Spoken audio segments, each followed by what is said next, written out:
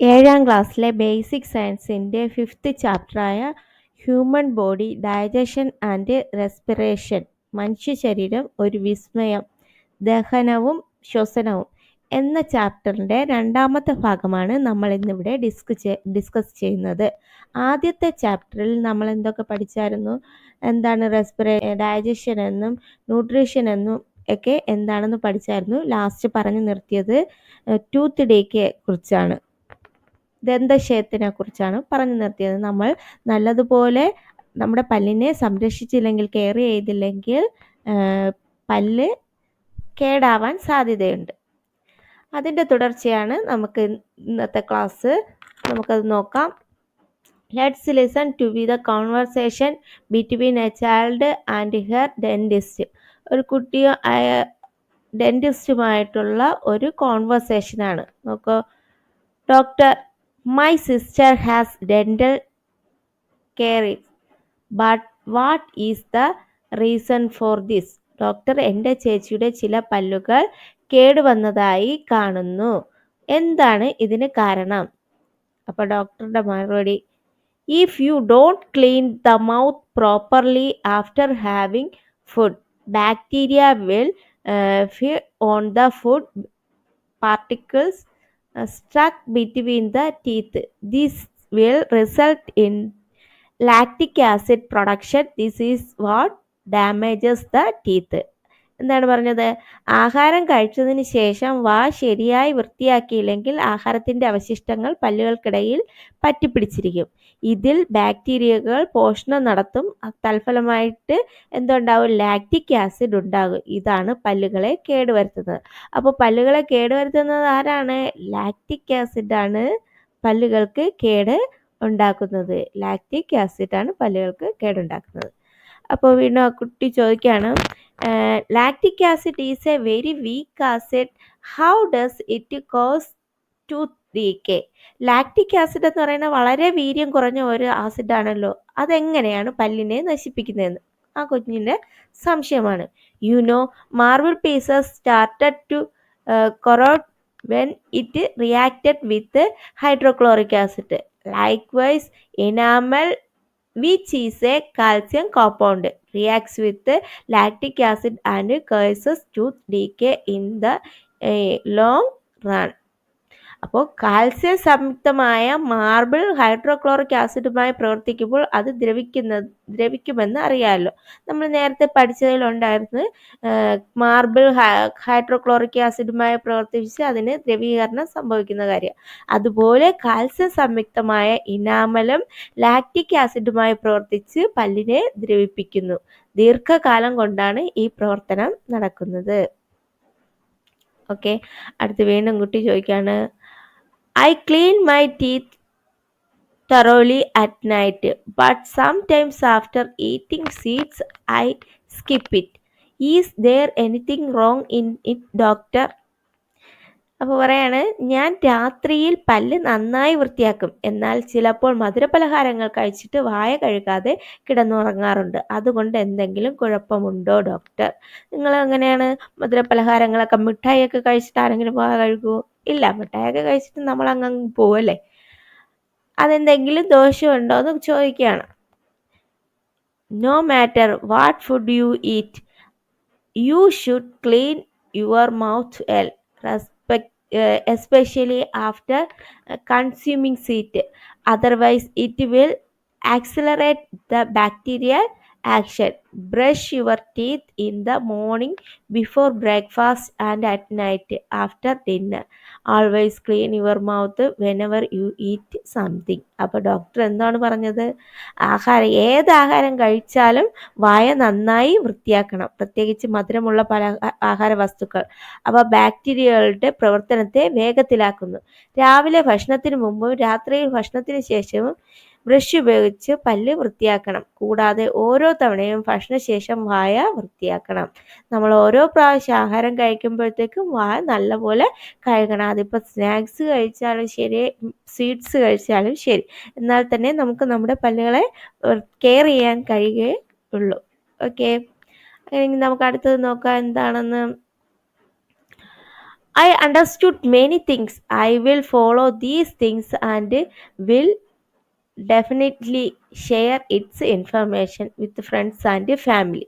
അപ്പോൾ ആ കുട്ടി പറയാണ്, കുറേ കാര്യങ്ങൾ ഇപ്പോഴാണ് മനസ്സിലായത്. ഈ കാര്യങ്ങൾ ഞാൻ പാലിക്കും. കൂട്ടുകാരോടും വീട്ടിലുള്ളവരോടും ഇവ തീർച്ചയായും പങ്കുവയ്ക്കും. അതേ കണക്ക് നിങ്ങൾ കുറേ കാര്യങ്ങൾ മനസ്സിലാക്കിയല്ലോ, അതും നിങ്ങൾ നിങ്ങളുടെ ഫ്രണ്ട്സുമായിട്ടും കൂട്ടുകാരുമായിട്ടൊക്കെ പങ്കുവയ്ക്കണം. അടുത്ത, wouldn't you like to know more about dental care? സംരക്ഷണം സംബന്ധിച്ച് കൂടുതൽ കാര്യങ്ങൾ അറിയാൻ നിങ്ങൾ ആഗ്രഹിക്കുന്നില്ലേ?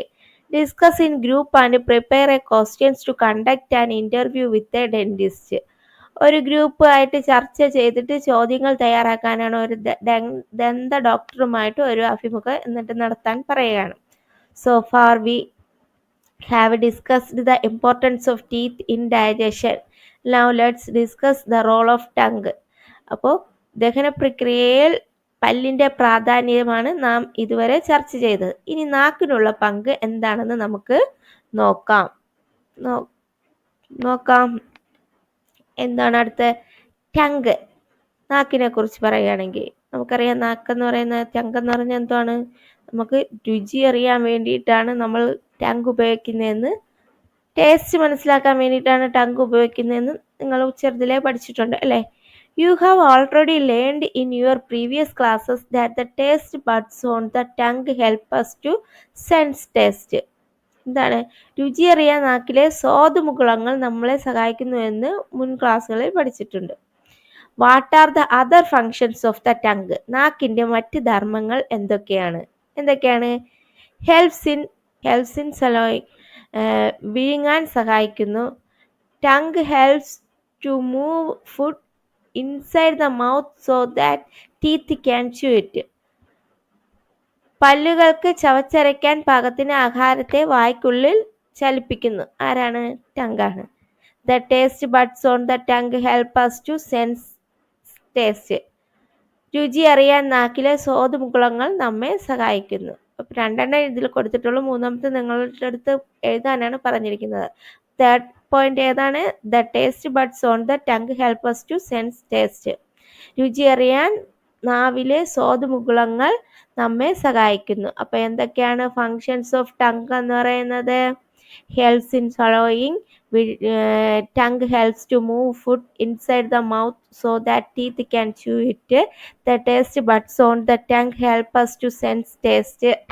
എന്തൊക്കെ? വിഴുങ്ങാൻ സഹായിക്കുന്നു, പല്ലുകൾക്ക് ചവച്ചരയ്ക്കാൻ പാകത്തിന് ആഹാരത്തെ വായിൽ ചലിപ്പിക്കുന്നു, രുചിയറിയാൻ നാക്കിലെ സ്വാദുമുകുളങ്ങൾ നമ്മെ സഹായിക്കുന്നു. അപ്പോൾ ഇത്രയാണ് ഫങ്ഷൻസ് ഓഫ് ടങ്ക് എന്ന് പറയുന്നത്. There is a saliva in the mouth. Saliva also plays an important role in the digestive process. Observe the picture and identify from where it is produced. അപ്പോൾ നമുക്ക് വായിൽ എന്തുണ്ട്? നമ്മുടെ മൗത്തിൽ എന്തുണ്ട്? സലൈവ. എന്താണുള്ളത്? Saliva, ഉമിനീരുണ്ട്. ദഹന പ്രക്രിയയിൽ ഉമിനീരും പ്രധാന പങ്ക് വഹിക്കുന്നുണ്ട്. എവിടെയാണ് ഉമിനീരിന്റെ ഉൽപാദനം എന്ന് ചിത്രം നിരീക്ഷിച്ച് മനസ്സിലാക്കാൻ. എവിടെയാണ് ഉമിനീർ ഗ്രന്ഥികൾ? ഇവിടെയാണ് ഇരിക്കുന്നത്. ഉമിനീർ ഗ്രന്ഥികളിൽ നിന്നാണ് ഉമിനീർ ഉൽപ്പാദിപ്പിക്കുന്നത്. ഓക്കെ, അപ്പോൾ സലൈവ എന്ന് പറയുന്നത് എന്താണ്? വായിൽ കാണുന്ന ഉമിനീര്. ഇതാണ് നമ്മളെ ദഹന പ്രക്രിയയിൽ പ്രധാന പങ്ക് വഹിക്കുന്നത്. അപ്പോൾ ദഹന പ്രക്രിയയിൽ ഉമിനീരും പ്രധാന പങ്ക് വഹിക്കുന്നു. ഉമിനീർ ഉൽപ്പാദിപ്പിക്കുന്നത് ഡാഷിൽ നിന്നാണ്. ഉമിനീർ ഏതിൽ നിന്നാണ് ഉൽപ്പാദിപ്പിക്കപ്പെടുന്നത്?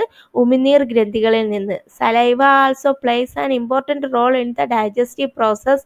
Saliva is produced from dash. ഏതിൽ നിന്നാണ്? Salivary glands. അടുത്തത്, ഫുഡ് ത്രൂ ദ ഈസോഫാഗസ്. നോക്ക്, ആഹാരം അന്നപഥത്തിലൂടെ. നോക്ക്, ഈസോഫാഗസ് എവിടെയാണെന്ന് നോക്ക്.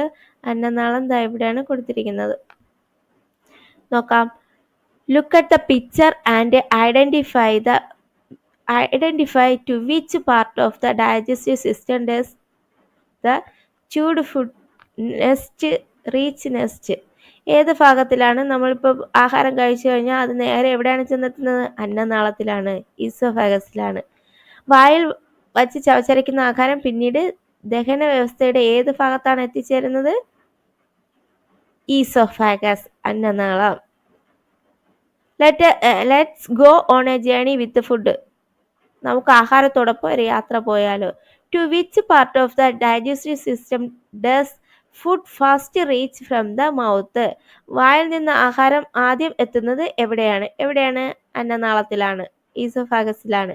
Look at the picture. Locate the position of the oesophagus through which the chewed food reached the stomach. വായ്ക്കുള്ളിൽ വെച്ച് ചവച്ചരയ്ക്കപ്പെട്ട ആഹാരം അന്നനാളത്തിലൂടെ ആമാശയത്തിലെത്തുന്നു. ചിത്രം നിരീക്ഷിച്ച് അന്നനാളത്തിന്റെ സ്ഥാനം മനസ്സിലാക്കാനാണ്. കണ്ടല്ലോ അന്നനാളം എവിടെയാണെന്നുള്ളത്. അന്നനാളം എവിടെയാണുള്ളത് കണ്ടല്ലോ. ഇതാണ് അന്നനാളം എന്ന് പറയുന്നത്. ഈ റെഡ് ആരോ കൊടുത്തിരിക്കുന്നില്ലേ, അതാണ് അന്നനാളം എന്ന് പറയുന്നത്. എന്താണ് അന്നനാളം? What is oesophagus? The oesophagus is long tube that connects the mouth to the stomach. അപ്പോൾ ഈസോഫാഗസ് എന്ന് പറഞ്ഞാൽ എന്തെന്ന്? വായയെ ആമാശയവുമായി ബന്ധിപ്പിക്കുന്ന ഒരു കുഴലാണ് അന്നനാളം. വായിൽ നിന്ന് ഒരു കുഴൽ പോലെ വന്ന് അന്നനാളം വന്ന് നേരെ എവിടെയാണ് എത്തുന്നത്? ആമാശയത്തിലാണ് എത്തുന്നത്. It is made of muscles. ഇതെങ്ങനെയാണ് നിർമ്മിച്ചിരിക്കുന്നത്? പേശികളാൽ നിർമ്മിക്കപ്പെട്ടിരിക്കുന്നു. The wave like movement of the oesophageal wall helps food to reach the stomach. അന്നനാള ഭിത്തിയുടെ തരംഗരൂപത്തിലുള്ള ചലനം കൊണ്ടാണ് ആഹാരം ആമാശയത്തിൽ എത്തുന്നത്. This movement is called peristalsis. എന്താണ് ഈ ചലനത്തിന് എന്തോ പറയുന്നു? പെരിസ്റ്റാൾസിസ് എന്ന് പറയുന്നു. അപ്പോൾ 2 ക്വസ്റ്റ്യൻ ഇതിൽ വരുന്നുണ്ട്. എന്താണ് ഈസോഫാഗസ് എന്നും എന്താണ് പെരിസ്റ്റാൾസിസ് എന്നും. What is oesophagus, what is peristalsis? Okay, എന്താണ് ഈസോഫാഗസ് എന്ന് പറഞ്ഞാൽ? The oesophagus is a long tube that connects the mouth to stomach. ആരുമായിട്ടാണ് കണക്ട് ചെയ്യുന്നത്? മൗത്ത് മുതൽ സ്റ്റൊമക്ക് വരെ കണക്ട് ചെയ്യുന്ന ട്യൂബിനാണ് എന്തെന്ന് പറയുന്നത്? ഈസോഫാഗസ് എന്ന് പറയുന്നത്. It is made of muscles. ഇത് എന്തുകൊണ്ട് നിർമ്മിതമാണ്? മസിൽസാൽ നിർമ്മിതമാണ്. The wave like movement of oesophageal wall helps to food to reach the stomach. Wave അറിയാലോ, അതുപോലെയുള്ള മൂവ്മെന്റ് ആണ് ഏതിനുള്ളത്? ഈസോഫാഗസിന് ഉള്ളത്. അതുകൊണ്ടാണ് നമ്മൾ കഴിക്കുന്ന ഫുഡ് നേരെ എവിടെ എത്തുന്നത്? സ്റ്റൊമക്കിൽ എത്തുന്നത്. This movement is called peristalsis. ഈ മൂവ്മെന്റിന് എന്തോന്ന് പറയുന്നു? പെരിസ്റ്റാൾസിസ് എന്ന് പറയുന്നു. The wave like movement of oesophageal wall helps food to reach the stomach. This movement is called peristalsis. Okay, clear ആയോ? What is esophagus? The esophagus is a long tube that connects the mouth to stomach. It is made up of muscles. തൊട്ട് ഇതുവരെ muscles വരെ നമുക്ക് എന്ത് പറയാം? ഈസോഫാഗസിനെ കുറിച്ച് പറയാം. അടുത്ത വാട്ട് ഈസ് പെരിസ്റ്റാൾസിസ് എന്ന് പറഞ്ഞാൽ എന്തോന്നാണ്? ദ വേവ് ലൈക്ക്, ഇതായത് മുതൽ the wave like movement of the oesophageal wall helps food to reach the stomach. This movement is called peristalsis. Okay, 2 ക്വസ്റ്റ്യൻസും ക്ലിയർ ആയ? അപ്പൊ എന്താണ് അന്നനാളം എന്ന് പറയുന്നത്? വായയെ ആമാശയവുമായി ബന്ധിപ്പിക്കുന്ന ഒരു കുഴലാണ് അന്നനാളം എന്ന് പറയുന്നത്. ഇത് പേശികളാൽ നിർമ്മിക്കപ്പെട്ടിരിക്കുന്നു. എന്താണ് പെരിസ്റ്റാൾസിസ് എന്ന് പറയുന്നത്? അന്നനാള ഭിത്തിയുടെ തരംഗരൂപത്തിലുള്ള ചലനം കൊണ്ടാണ് ആഹാരം ആമാശയത്തിൽ എത്തുന്നത്. ഈ ചലനത്തിനാണ് പെരിസ്റ്റാൾസിസ് എന്ന് പറയുന്നത്. അന്നനാള ഭിത്തിയുടെ തരംഗരൂപത്തിലുള്ള ചലനം കൊണ്ടാണ് ആഹാരം ആമാശയത്തിലെത്തുന്നത്. ഈ ചലനത്തിന് എന്തെന്ന് പറയുന്നു? പെരിസ്റ്റാൾസിസ് എന്ന് പറയുന്നു. നമുക്കപ്പോൾ അടുത്തത് ഫുഡ് ഇൻ ദ സ്റ്റൊമക്ക്. ആഹാരം ആമാശയത്തിൽ. നമുക്ക് സ്റ്റൊമക്കിന്റെ പിക്ചർ ഇവിടെ തന്നിട്ടുണ്ട്. You know that digestion of food begins in the mouth and it reaches the stomach through the esophagus. നമ്മൾ കുറച്ചു മുമ്പേ പറഞ്ഞതേ ഉള്ളൂ. എന്താണ്? വായ്ക്കുള്ളിൽ വച്ച് ദഹനം ആരംഭിച്ച ആഹാര പദാർത്ഥങ്ങൾ അന്നനാളം വഴി എവിടെ എത്തുന്നു? ആമാശയത്തിൽ എത്തിച്ചേരുന്നെന്ന് മനസ്സിലാക്കിയല്ല? ആമാശയത്തിൽ വെച്ച് അടുത്തെന്തോന്നാണ്? Digestion is the second stage of nutrition. പോഷണത്തിന്റെ 2ാം ഘട്ടമായ ദഹനമാണ് ആമാശയത്തിൽ വെച്ച് നടക്കുന്നത്. It takes place partially in the stomach where food remains for 4 to 5 hours. ആഹാര പദാർത്ഥങ്ങൾ 4 മുതൽ 5 മണിക്കൂർ വരെ അവിടെ നിലനിൽക്കും. due to the peristaltic movement of the stomach wall, the food is turned into a paste form. അതേ കണക്ക് ആമാശയഭിത്തിയുടെ തരംഗരൂപത്തിലുള്ള ചലനം മൂലം ആഹാരം എന്തോന്നായിട്ട് മാറുന്നു? കുഴമ്പ് രൂപത്തിലാക്കുന്നു. മിക്സിയിൽ അടിക്കുമ്പോൾ അവിടെ അടിക്കുകയാണ് ചെയ്യുന്നത്. പേസ്റ്റ് ഫോം ആവുകയാണ്. Gastric juice produced by the glands in the stomach wall facilitates digestion. Stomach wall also produced a small amount of hydrochloric acid. This helps to protein digestion and pathogen destruction. അപ്പോൾ എന്തോന്നാണ്? ആമാശയഭിത്തിയുടെ തരംഗരൂപത്തിലുള്ള ചലനം മൂലം ആഹാരം കുഴമ്പ് രൂപത്തിലാക്കുകയാണ് ചെയ്യുന്നത്. ആമാശയഭിത്തിയിൽ കാണുന്ന ഗ്രന്ഥികൾ ഉൽപ്പാദിപ്പിക്കുന്ന ആമാശയരസം ദഹനത്തെ സുഗമമാക്കുന്നു. ചെറിയ അളവിൽ ഹൈഡ്രോക്ലോറിക് ആസിഡ് ആമാശയഭിത്തിയെ ഉൽപ്പാദിപ്പിക്കുന്നു. ഇത് മാംസത്തിന്റെ ദഹനത്തെ സഹായിക്കുകയും രോഗാണുക്കളെ നശിപ്പിക്കുകയും ചെയ്യുന്നു. The partially digested food in the stomach then moves to the small intestine. ആമാശയത്തിൽ വെച്ച് ഭാഗികമായി ദഹിച്ച ആഹാരത്തിന്റെ തുടർന്നുള്ള യാത്ര എങ്ങോട്ടേക്കാണ്? ചെറുകുടലിലേക്കാണ് പോകുന്നത്. അപ്പോൾ നേരെ എന്തോന്നാണ് ഇത് ആമാശയത്തിൽ എന്തൊക്കെയാണ് നടക്കുന്നത്? ആമാശയത്തിൽ എത്തിച്ചേരുന്ന ആഹാര പദാർത്ഥങ്ങൾ അന്നനാളം വഴി ആമാശയത്തിൽ എത്തിച്ചേരുന്ന ആഹാര പദാർത്ഥങ്ങൾ ആമാശയത്തിൽ വെച്ച് പോഷണത്തിന്റെ രണ്ടാം ഘട്ടമായ ദഹനമാണ് നടക്കുന്നത്, ഡൈജഷനാണ് നടക്കുന്നത്. ആഹാര പദാർത്ഥങ്ങൾ 4 മുതൽ 5 മണിക്കൂർ വരെ അവിടെ നിൽക്കുകയും ആമാശയഭിത്തിയുടെ തരംഗരൂപത്തിലുള്ള ചലനം മൂലം എന്തോന്നാണ് സംഭവിക്കുന്നത്? ആഹാരം കുഴമ്പ് രൂപത്തിലാകുന്നു. ആമാശയഭിത്തിയിൽ കാണുന്ന ഗ്രന്ഥികൾ ഉൽപ്പാദിപ്പിക്കുന്ന ആമാശയരസം ദഹനത്തെ സുഗമമാക്കുകയും ചെറിയ അളവിൽ ഹൈഡ്രോക്ലോറിക് ആസിഡ് ആമാശയഭിത്തി ഉൽപ്പാദിപ്പിക്കുന്നു. ഇത് മാംസ്യത്തിന്റെ ദഹനത്തെ സഹായിക്കുകയും രോഗാണുക്കളെ നശിപ്പിക്കുകയും ചെയ്യുന്നു. അപ്പോൾ ആമാശയ ഗ്രന്ഥികൾ എന്തൊക്കെയാണ് ഉൽപ്പാദിപ്പിക്കുന്നത്? ആമാശയരസം ഉൽപ്പാദിപ്പിക്കുന്നുണ്ട്, ഹൈഡ്രോക്ലോറിക് ആസിഡ് ഉൽപ്പാദിപ്പിക്കുന്നുണ്ട്. എന്തൊക്കെയാണ്? ഹൈഡ്രോക്ലോറിക് ആസിഡ് ഉൽപ്പാദിപ്പിക്കുന്നുണ്ട്. ഏതൊക്കെ? ഗ്യാസ്ട്രിക് ജ്യൂസും ഹൈഡ്രോക്ലോറിക് ആസിഡും. Gastric juice produced by glands in the stomach wall facilitate digestion. Stomach wall also produced a small amount of hydrochloric acid. Stomach wall പിന്നെ എന്താണ്? ഹൈഡ്രോക്ലോറിക് ആസിഡും പ്രൊഡ്യൂസ് ചെയ്യുന്നു. ഇതെന്തിനൊക്കെ സഹായിക്കുന്നു? This helps in protein digestion and pathogen destruction. എന്തൊക്കെ നടത്തുന്നുണ്ട്? Protein ഡൈജഷനും സംഭവിക്കുന്നുണ്ട്, pathogen ഡിസ്ട്രക്ഷനും സംഭവിക്കുന്നുണ്ട്. മാംസത്തിന്റെ ദഹനത്തെ സഹായിക്കുകയും ചെയ്യുന്നു, അതോടൊപ്പം രോഗാണുക്കളെ നശിപ്പിക്കുകയും ചെയ്യുന്നു. അപ്പോൾ ആമാശയത്തിന്റെ പ്രവർത്തനം മനസ്സിലായല്ലോ. ഫുഡ് ഇൻ ദ സ്റ്റൊമക്കിലെ പ്രവർത്തനം എന്താണെന്നുള്ളത് മനസ്സിലായല്ലോ. അങ്ങനെയെങ്കിൽ ഇത് നേരെ എങ്ങോട്ടാണ് പോകുന്നത്? ആമാശയത്തിൽ വച്ച് ഭാഗികമായി ദഹിച്ച ആഹാരം തുടർന്ന് എങ്ങോട്ടാണ് പോകുന്നത്?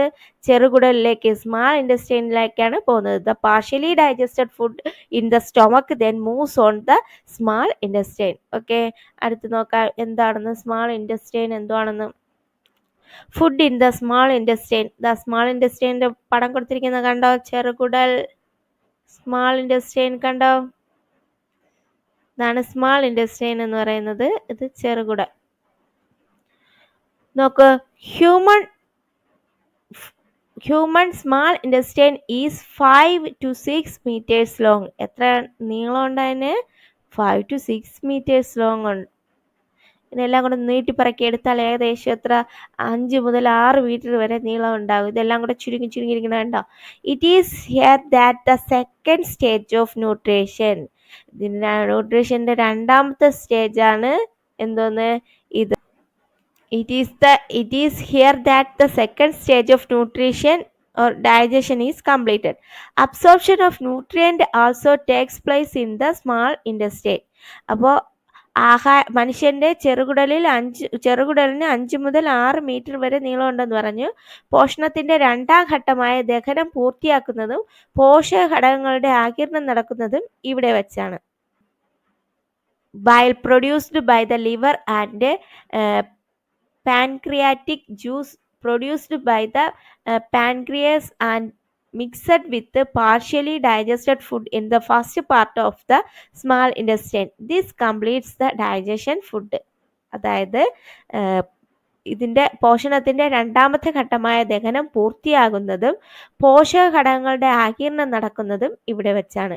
ചെറുകുടലിന്റെ ആദ്യ ഭാഗത്ത് വെച്ച് കരൾ ഉൽപ്പാദിപ്പിക്കുന്ന പിത്തരസവും ആഗ്നേയഗ്രന്ഥി ഉൽപ്പാദിപ്പിക്കുന്ന ആഗ്നേയരസവും ഭാഗികമായി ദഹിച്ച ആഹാരവുമായി കലർന്ന് ദഹനം പൂർണ്ണമാക്കുന്നു. ഏതൊക്കെ? പിത്തരസവും ആഗ്നേയരസവും. പിത്തരസം ഉൽപ്പാദിപ്പിക്കുന്നത് ആരാണ്? കരൾ ഉൽപ്പാദിപ്പിക്കുന്ന പിത്തരസവും ആഗ്നേയഗ്രന്ഥി ഉൽപ്പാദിപ്പിക്കുന്ന ആഗ്നേയരസവും കൂടെ ചേർന്നാണ് പകുതി ദഹിച്ച ആഹാരത്തെ ദഹനം പൂർണ്ണമാക്കാൻ സഹായിക്കുന്നത്. Okay. produced by liver and pancreatic juice produced by the pancreas are bile produced by the liver.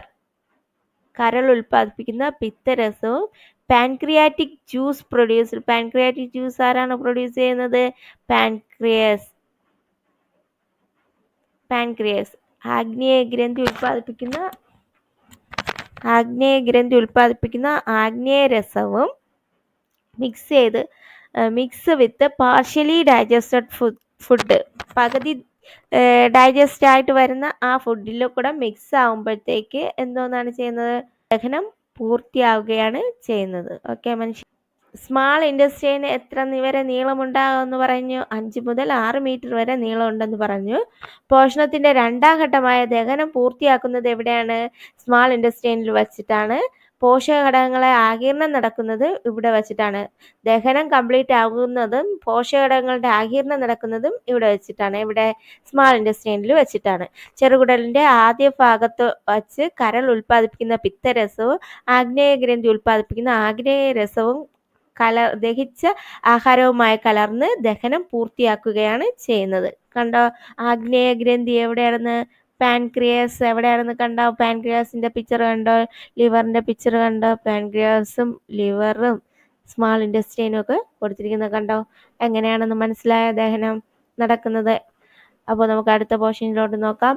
How do the nutrients in the digested food get absorbed into the blood? ആഹാരത്തിലെ പോഷകഘടകങ്ങൾ എങ്ങനെയാണ് രക്തത്തിലേക്ക് ആഗിരണം ചെയ്യപ്പെടുന്നത്? എങ്ങനെയാണ്? Villi are the small finger like projections present in the wall of a small intestine. ചെറുകുടലിന്റെ ഭിത്തിയിൽ കാണുന്ന വിരലുകൾ പോലുള്ള സൂക്ഷ്മങ്ങളായ ഭാഗങ്ങളാണ് വില്ലസുകൾ. കണ്ടോ? ചെറിയതായി ഈ പിക്ചറിൽ നോക്കിയാൽ കാണാം, ചെറുവിരൽ പോലെ കാണുന്ന ഈ ഭാഗമാണ് വില്ലസ് എന്ന് പറയുന്നത്. നോക്കുമ്പോഴത്തേക്ക് അറിയാം, ചെറുവിരലുകൾ പോലെയുള്ള കാണുന്നതിന് എന്തോന്ന് പറയും? വില്ലി എന്ന് പറയുന്നു, വില്ലസുകൾ എന്ന് പറയുന്നു. വിരലുകൾ പോലുള്ള സൂക്ഷ്മങ്ങളായ ഭാഗങ്ങളാണ് വില്ലസുകൾ. ഇവയിലൂടെയാണ് നാം കഴിക്കുന്ന ആഹാരത്തിലെ പോഷകഘടകങ്ങൾ രക്തത്തിലേക്ക് ആഗിരണം ചെയ്യുന്നത്. അപ്പൊ നമ്മൾ കഴിക്കുന്ന ആഹാരത്തിലെ പോഷകഘടകങ്ങൾ രക്തത്തിലേക്ക് ആഗിരണം ചെയ്യുന്നത് ആരാണ്? വില്ലസുകൾ, വില്ലീസ് ആണ്. ഓക്കെ. ഇതാണ് പോഷണത്തിന്റെ മൂന്നാം ഘട്ടം എന്ന് പറയുന്നത്. ഓക്കെ. അപ്പൊ എന്താണ് villi? Villis are the small finger like projections present in the small wall of the small intestine. Nutrients in the digested food are absorbed in the blood through the villi. This is the third stage of nutrition and the process is called absorption. ഈ പ്രോസസ്സിന് എന്തോന്ന് പറയും? Absorption എന്ന് പറയും. എന്തോന്ന് പറയും? ആഗിരണം, absorption എന്ന് പറയും. അപ്പോൾ അബ്സോർപ്ഷൻ എന്ന് പറഞ്ഞാൽ എന്താണ്? ഇതിൽ 2 ക്വസ്റ്റ്യൻസ് നമുക്ക് എഴുതാം. എന്താണ് അബ്സോർപ്ഷൻ എന്നുള്ളത് എഴുതാം. How do the nutrients in the digested food get absorbed into the blood? എന്താണ്? ആഹാരത്തിലെ പോഷകഘടകങ്ങൾ എങ്ങനെയാണ് രക്തത്തിലേക്ക് ആഗിരണം ചെയ്യപ്പെടുന്നത് എന്ന് ചോദിച്ചാലും ഇത് നമുക്ക് എഴുതാം. എങ്ങനെ പറയാം? Willys are the small finger like projections present in the wall of the small intestine. Nutrients in the digested food are absorbed into the blood through the villi. This is the third stage of nutrition and the process is called absorption. എന്താണ്? ചെറുകുടലിന്റെ ഭിത്തിയിൽ കാണുന്ന വിരലുകൾ പോലുള്ള സൂക്ഷ്മങ്ങളായ ഭാഗങ്ങളാണ് വില്ലസുകൾ എന്ന് പറയുന്നത്. ഇവയിലൂടെയാണ് നാം കഴിക്കുന്ന ആഹാരത്തിലെ പോഷകഘടകങ്ങൾ രക്തത്തിലേക്ക് ആഗിരണം ചെയ്യപ്പെടുന്നത്. ഇതാണ് പോഷണത്തിന്റെ മൂന്നാം ഘട്ടം എന്ന് പറയുന്നത്. ഓക്കെ. അങ്ങനെ ബാക്കി നോക്കാം. The nutrients that reach the blood became part of the body. This is the fourth stage of nutrition and this process is called assimilation. എന്താണ്? രക്തത്തിൽ എത്തിച്ചേരുന്ന പോഷകഘടകങ്ങൾ ശരീരത്തിന്റെ ഭാഗമായി മാറുന്നു. ഇതിനാണ് സ്വാംശീകരണം എന്ന് പറയുന്നത്. ഇത് പോഷണത്തിന്റെ 4ാം ഘട്ടമാണ്. അപ്പോൾ എന്തോന്നാണ്, രക്തത്തിൽ ഏത് വഴി, വില്ലീസ് വഴി രക്തത്തിൽ പോഷകഘടകങ്ങൾ എത്തിച്ചേരുകയും അത് നേരെ ശരീരത്തിന്റെ ഭാഗമായി മാറുകയും ചെയ്യുന്നു. ഇതിനെന്തോന്ന് പറയും? അസിമിലേഷൻ ഓർ സ്വാംശീകരണം എന്ന് പറയും. The nutrients that reach the blood become part of the body. This is the 4th stage of nutrition and this process is called assimilation. എന്താണ് assimilation എന്ന് പറഞ്ഞാൽ? ഇത് മുതൽ നമുക്ക് ഇതുവരെ പറയാം. assimilation എന്ന് പറഞ്ഞാൽ എന്തോന്നാണ്? The nutrients that reaches the blood become part of body. This is the 4th stage of nutrition and the process is called assimilation. രക്തത്തിൽ എത്തിച്ചേരുന്ന പോഷകഘടകങ്ങൾ ശരീരത്തിന്റെ ഭാഗമായി മാറുന്നു. ഇതാണ് സ്വാംശീകരണം. ഇത് പോഷണത്തിന്റെ 4ാം ഘട്ടമാണ്. The digested food will also have substances not needed by the body. ദഹിച്ച ആഹാരത്തിൽ ശരീരത്തിന് വേണ്ടാത്ത പദാർത്ഥങ്ങൾ ഉണ്ടാകുമല്ലോ. Let's see how they are eliminated. അവ എങ്ങനെയാണ് പുറന്തള്ളുന്നതെന്ന് നമുക്ക് നോക്കാം അടുത്തതിൽ അതെങ്ങനെയാണ് പുറന്തള്ളുന്നതെന്ന്. നോക്ക്, ലാർജ് ഇൻറ്റസ്റ്റൈൻ, റെക്റ്റം, മലാശയം, കണ്ടോ?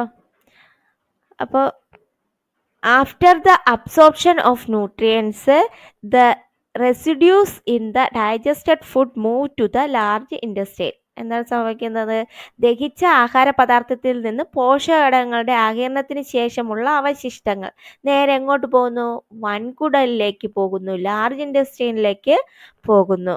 Water and some salts are absorbed into the large intestine from the digestive waste as needed by body. വൻകുടലിൽ വച്ച് ദഹനാവശിഷ്ടങ്ങളിലുള്ള ജലവും ലവണവും ആവശ്യാനുസരണം ആഗിരണം ചെയ്യപ്പെടുന്നു. തുടർന്ന് മലാശയത്തിൽ സംഭരിക്കപ്പെടുന്ന ദഹനാവശിഷ്ടങ്ങൾ മലദ്വാരത്തിലൂടെ പുറന്തള്ളപ്പെടുകയാണ് ചെയ്യുന്നത്. ഈ പുറന്തള്ളൽ പ്രക്രിയയ്ക്ക് എന്തെന്ന് പറയും? മലവിസർജനം എന്ന് പറയുന്നു.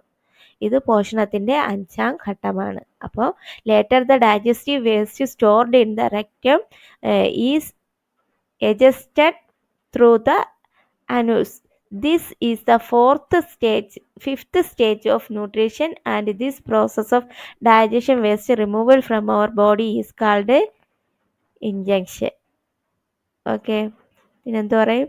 ഇഞ്ചക്ഷൻ എന്ന് പറയും. അപ്പോൾ വാട്ടറും അതിലുള്ള ലവണങ്ങളും എല്ലാം ആവശ്യാനുസരണം ആഗിരണം ചെയ്തിട്ട് ബാക്കിയുള്ള വേസ്റ്റുകളെല്ലാം എവിടെ കൂടെ പോകണം? റെക്റ്റിൻ വഴി നേരെ പുറന്തള്ളപ്പെടുകയാണ് ചെയ്യുന്നത്. മനസ്സിലായോ എങ്ങനെയാണെന്ന്? എന്താണ് മലവിസർജനം അല്ലെങ്കിൽ എന്തോന്ന് പറയാം, ഇജക്ഷൻ എന്ന് പറഞ്ഞാൽ എന്താണ്? After the absorption of nutrients the residues in the digested food move to the large intestine. Water and some salts are absorbed into the large intestine from the digestive waste was needed by the body. Later the digestive waste stored in the rectum is egested through the anus. This is the 5th stage of nutrition and this process of digestion waste removal from our body is called ejection. Okay, clear ആയ? ദഹിച്ച ആഹാരപദാർത്ഥങ്ങളിൽ നിന്ന് പോഷകഘടകങ്ങളുടെ ആഗിരണത്തിന് ശേഷമുള്ള അവശിഷ്ടങ്ങൾ നേരെ എങ്ങോട്ട് പോകുന്നു? വൻകുടലിലേക്ക് നീങ്ങുന്നു. വൻകുടലിൽ വച്ച് ദഹനാവശിഷ്ടങ്ങളിലുള്ള ജലവും ലവണവും ആവശ്യാനുസരണം ആഗിരണം ചെയ്യപ്പെടുകയും തുടർന്ന് മലാശയത്തിൽ സംഭരിക്കപ്പെടുന്ന ദഹനാവശിഷ്ടങ്ങൾ മലദ്വാരത്തിലൂടെ പുറന്തള്ളപ്പെടുന്നു. ഈ പുറന്തള്ളൽ പ്രക്രിയയ്ക്കാണ് മലവിസർജനം എന്ന് പറയുന്നത്. ഇത് പോഷണത്തിന്റെ എത്രാം ഘട്ടമാണ്? 5ാം ഘട്ടമാണ്. അപ്പോൾ പോഷണത്തിന്റെ ഘട്ടങ്ങൾ ഏതൊക്കെയാണെന്ന് നമ്മൾ പഠിച്ചത് എന്തൊക്കെയാണ്? Ingestion, digestion, absorption, assimilation, egestion. ഏതൊക്കെ? Ingestion, digestion, absorption, assimilation, egestion. ഇത് പഠിക്കണേ ചാർട്ട്. എന്തൊക്കെയാണ്? ആഹാരം സ്വീകരിക്കൽ, ദഹനം, ആഗിരണം, സ്വാംശീകരണം, വിസർജനം. ഏതൊക്കെ? Injection, digestion, absorption, assimilation, ejection. 5 സ്റ്റേജും ആയില്ലേ? 1, 2, 3, 4, 5. ഏതൊക്കെ? ആഹാരം സ്വീകരിക്കൽ, ദഹനം, ആഗിരണം, സ്വാംശീകരണം, വിസർജനം. ഓക്കെ, ക്ലിയർ ആയോ? അത്രയും. അടുത്തത്, observe the diagrammatic representation of human digestive system. Write in your science diary the names of the functions of the labeled parts. നമുക്ക് ABCD എന്ന് പറഞ്ഞിട്ട് തന്നിട്ടുണ്ട്. ഇത് ഓരോന്നും എന്താണെന്ന് നമ്മളടുത്ത് ഒബ്സർവ് ചെയ്യാൻ പറഞ്ഞിരിക്കുകയാണ്. A എന്ന് പറയുന്നത് മൗത്ത്, B എന്തോന്നാണ് oesophagus, C stomach, D small intestine, E എന്ന് പറയുന്ന ലാർജ് ഇൻറ്റെസ്റ്റൈൻ, F റെക്റ്റിൻ. ഇത്രയും കാര്യങ്ങളാണ്. ഇതിനെക്കുറിച്ച് ഡീറ്റെയിൽസ് നമുക്കിനി അടുത്ത ഒരു ക്ലാസ്സിലൂടെ പഠിക്കാം. ഇന്നത്തെ വീഡിയോയിൽ ഇത്രയാണ് ഉൾക്കൊള്ളിച്ചിരിക്കുന്നത്.